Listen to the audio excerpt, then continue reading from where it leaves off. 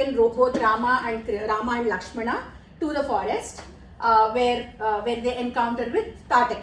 And we spoke a little bit about Thataki. Who is Thataki? You can go ahead.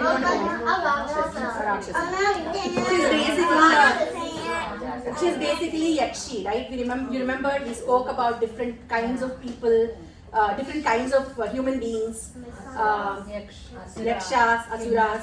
We also talked about missiles is a different story. Missiles, I'll come to it. We will talk in detail about missiles. Humans. Yes, very close to humans, but they have some genetic differences. They are Yakshas, Kinnaras, Gandharvas, Kimpurushas, Asuras, Suras, and all those people.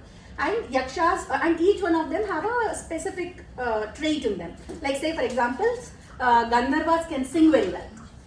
They are the ones with very beautiful voice. Yakshas, they are very beautiful. They are not strong or they are not like demons or anything. They are very beautiful and they have some other powers. Kinnaras also have some other qualities. Likewise, everybody. Suras are the ones, are the gods. They are immortal. They live forever. Asuras are the ones, they are demons. They are demon community. So like that. Yes.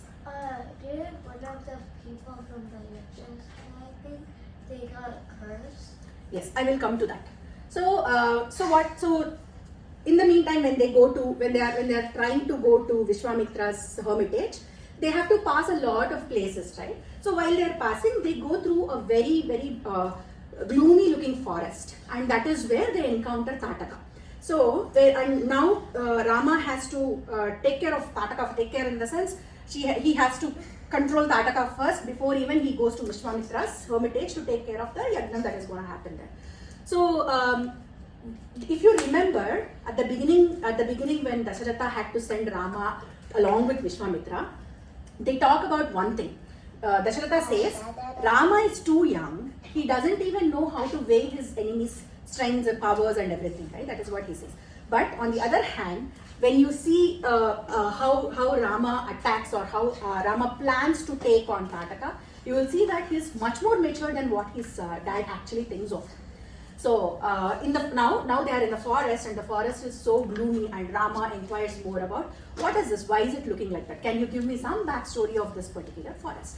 Then Vishwamitra continues to say, this particular forest is possessed by a demon called Thataka, and now you have to kill Thataka so that this entire hermitage or this entire ashram will be relieved from her spell or from her control, and it can thrive and flourish. Okay, that's what he says. Then Rama goes on to ask, who is Thataka? Can you give me some detail, some background of who Thataka is? So then he goes on to say that Thataka is daughter of a yaksha called Suketu. His name is Suketu. Okay, Suketu performs a yagna or yaga for kids, and he is blessed with Thataka, who is a yakshi. She's very powerful. She has power of almost 1,000 elephants put together. She's that powerful.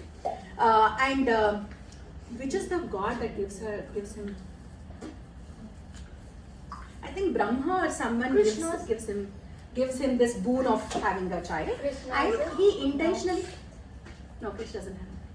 And he intentionally doesn't give the male child, because male with 1,000 elephant power is going to be very monstrous, and probably he will become a rakshasa. He will be power thirsty and all that. Generally, women are considered to be more softer, right? So no, I can't just go. So he thinks that I will give him a female with so much of power. That's what he thinks. And then she grows up to be a beautiful woman and all that, and then she marries someone called Sunda. Okay, and they have a son called, who's the son?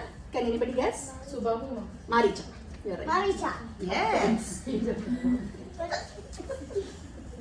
Maricha. And Sunda is actually, he doesn't have really great intentions. He's not a good human being or good yaksha.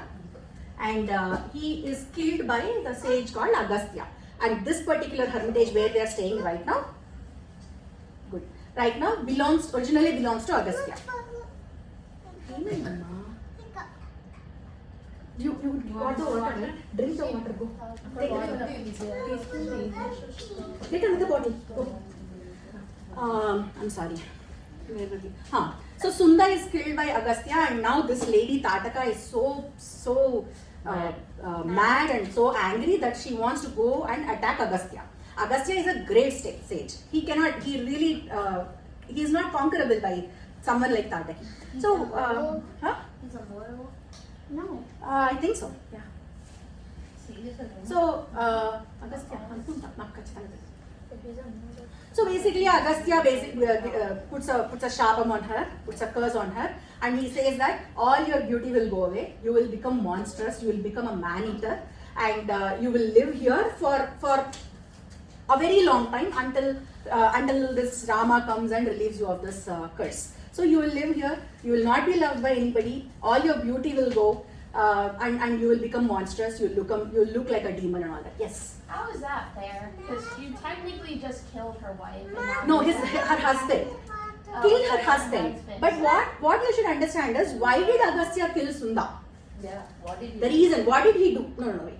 The reason. If the reason is apt, appropriate, then there is no. Then probably Thataka should. but did Thataka do anything to the sage? Yes, she goes and she tries to kill him. Ah. Because she has power of 1,000 elephants, she goes and tries to kill him. But is Thataka actually a good guy only? Even Lady. before all this even before all this happened, was she? She was fine. She's not particularly bad. She is fine. She's a yakshi and she is powerful and all When that. got killed, she turns. Yeah, she turns really monstrous. And she has that power anyways, right? Rama's sister there. No, she's not the sister of Rama. That is Surpanaka. Yes. Don't you think that punishment was kind of cruel though? Because She just lost her husband, and to avenge her husband, she got cursed to like a really long time. yeah, but she's not even giving it a thought. And Maricha is monstrous again. Maricha is a demon. With Maricha, she was attacking the Agastya's hermitage, and she was creating a lot of chaos there. And moreover, Agastya was the one who killed. But she's inflicting pain to all the sages around in the ashram. Yes. Did her, is Marja someone? Son. Yes. Did he get any trouble or curses? No, he did not. But He did not. same- Because he's already a demon. They have But he's being pushed by his mom, right? The problem creator is Thataka here. That is the reason the curse was put on Thataka. See, the thing is, you should be wise enough to take it back, take the sorrow, think about it. Why did this entire thing happen? Why did even Agastya go and kill my husband? She should have that wisdom within herself. One second. She should have that wisdom within herself.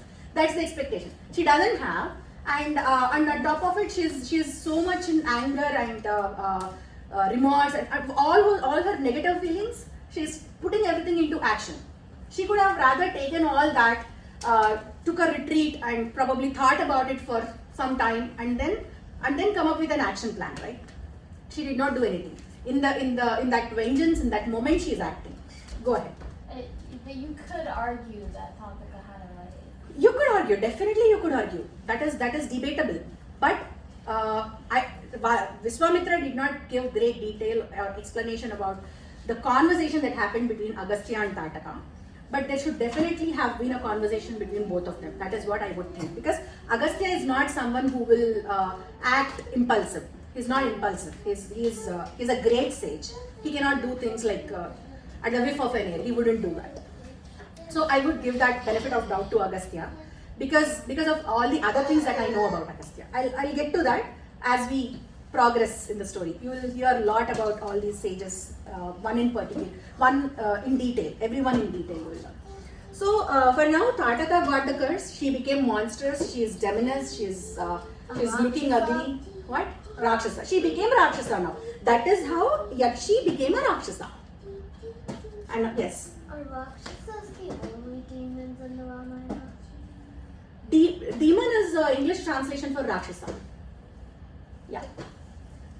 Isn't it Rakshasi? Isn't Rakshasa a boy? Rakshasa is the clan, is the entire community. Rakshasi is the female.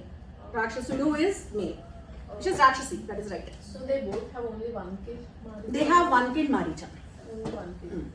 Only one kid. I thought Subahu. I think so. Subahu, they did not mention that Subahu is their kid.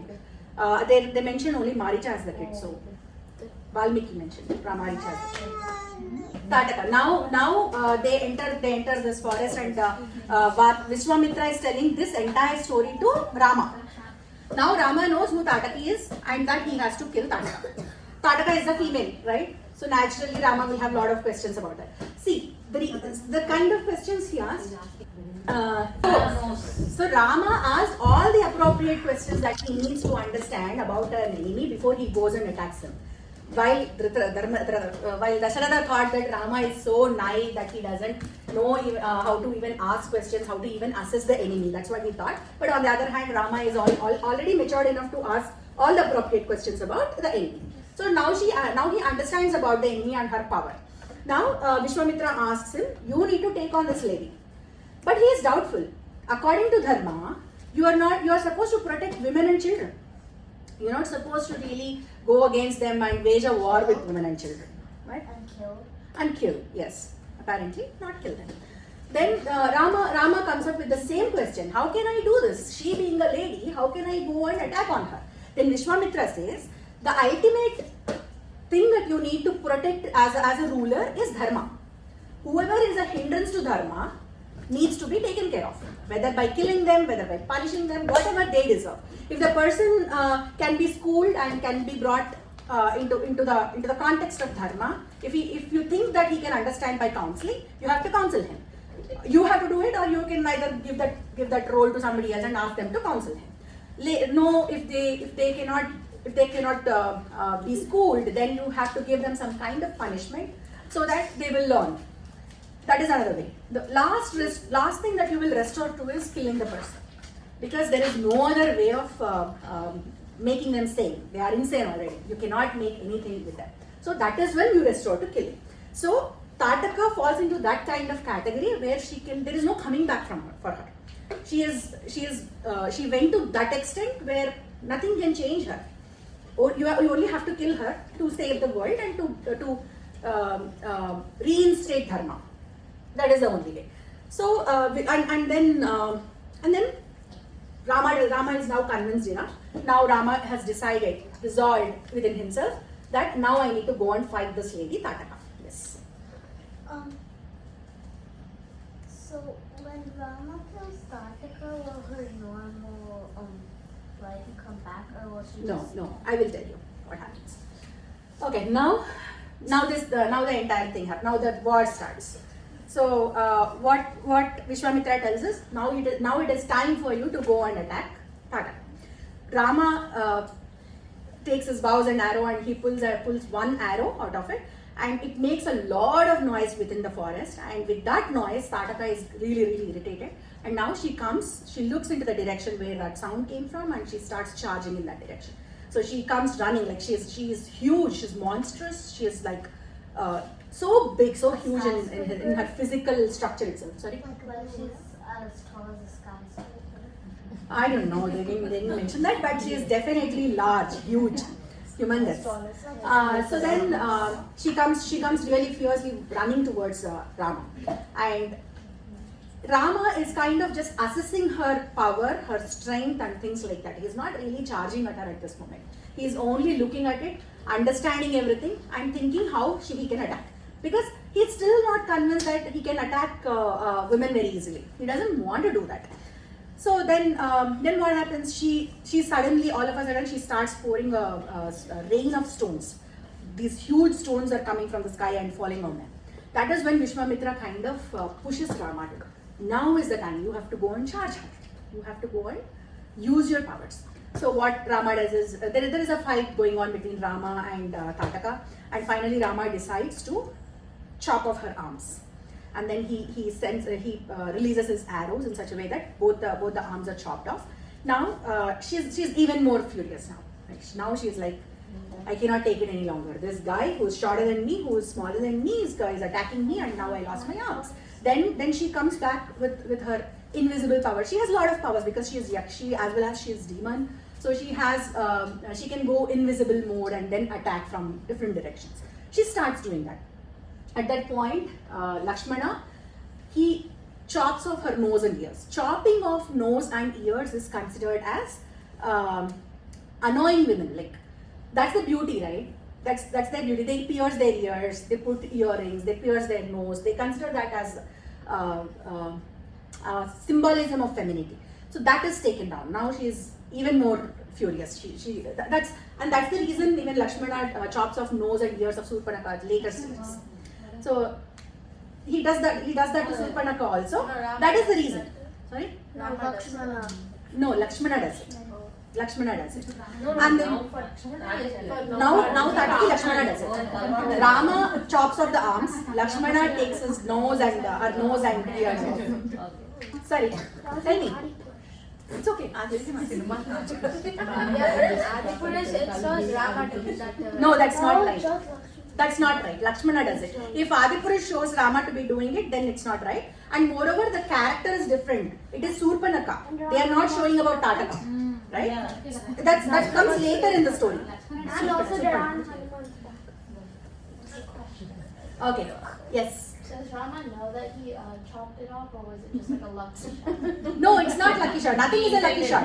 Everything is planned and She was like executed. invisible though. Yeah, but there are astras which can make those invisible demons visible to them.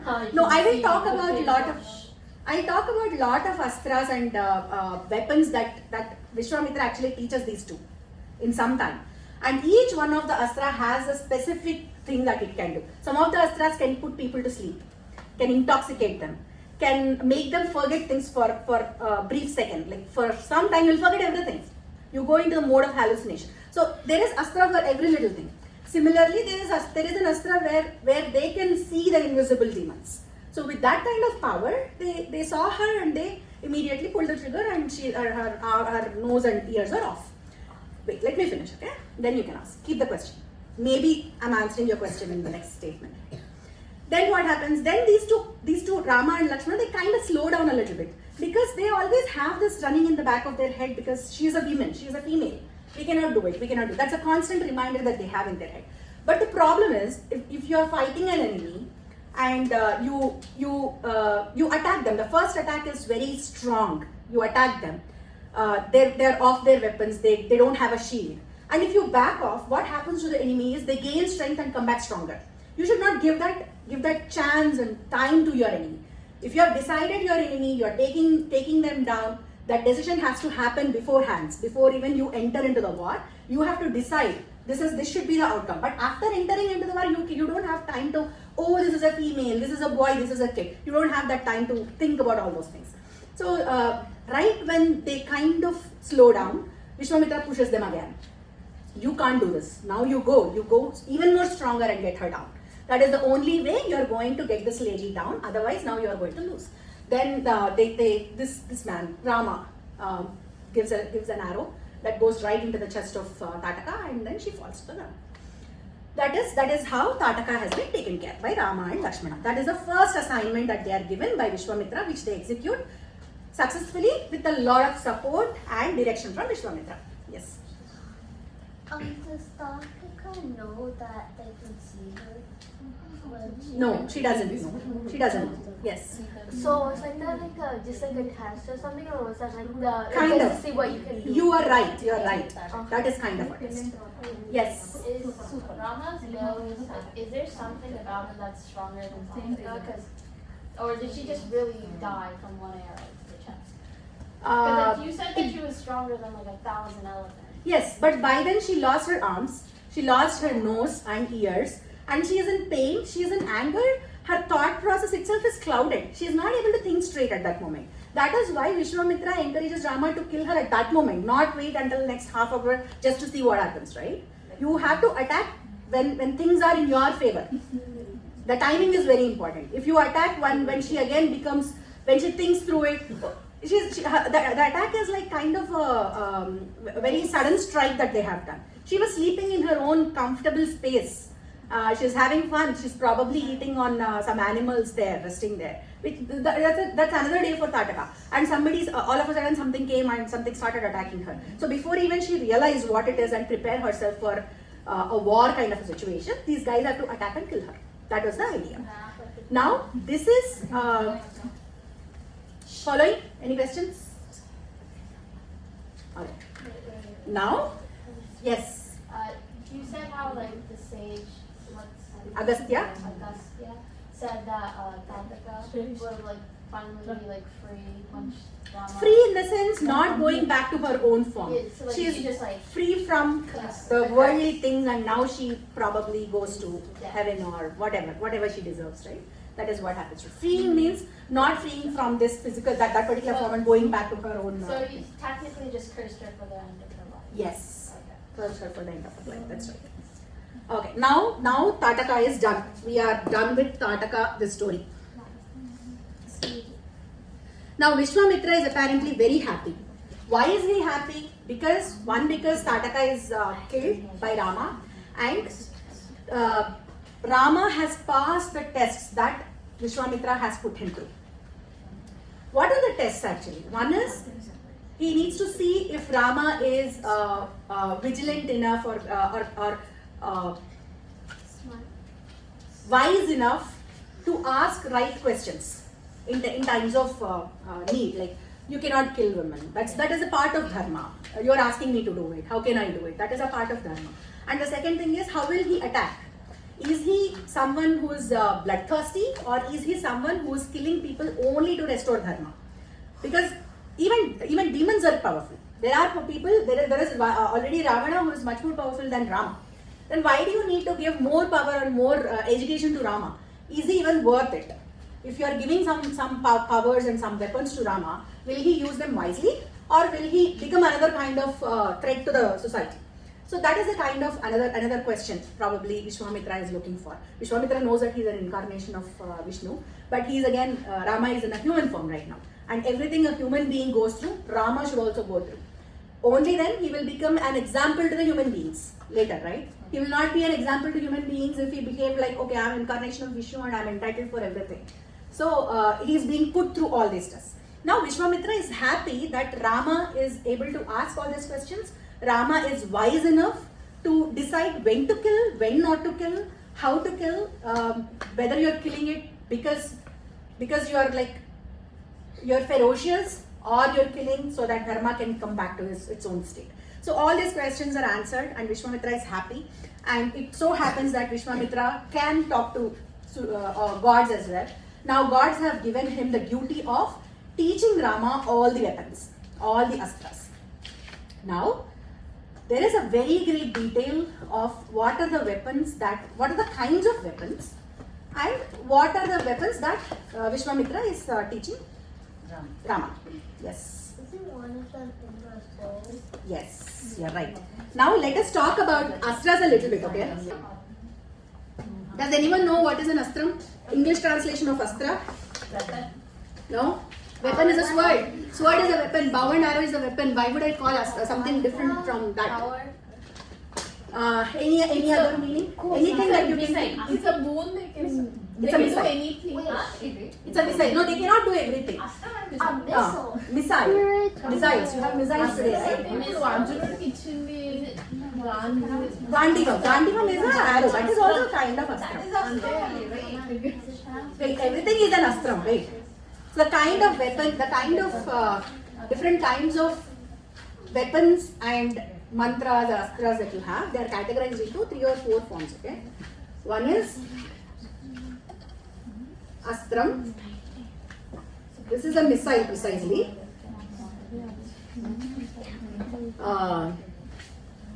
I wrote everything and came actually.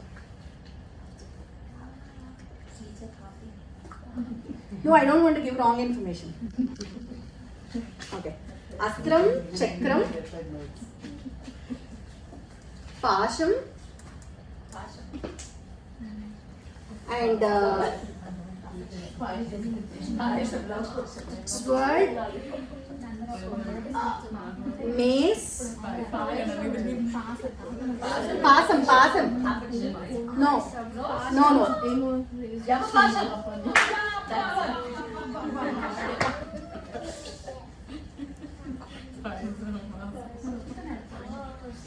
So these are the different kinds of weapons. Okay, this is the different kind of weapons that Vishwamitra is going to teach Rama. One is astram, which is very close to what we call as missile today. Chakram, you know, It's a disc. Chakram is a disc. Wait, is it a frisbee? Huh? Yes. Is it the thing that Vishnu has on his finger? Sudarshana is another chakram, but Sudarshana chakram cannot be taught. It only belongs to Vishnu. Sudarshana chakram is one of the chakrams. The minute Sudarshana chakra is released, it just reaches the target and destroys it. Nothing. There is no looking back. There is nothing. Does it like, do you have to aim to hit it, or is it just like if you can just throw it anywhere? It just No, you have to think. You have to empower it with a mantra and then release it. The mantra has the all power. Even if somebody like you or I get the chakra, we won't be probably able to do anything with it. So it's magical? Like, It's not magical. You give it. Nothing is magical. You give that power to it. You have that power. You have that how to. Sudarshan Chakra or both of them? No, chakra.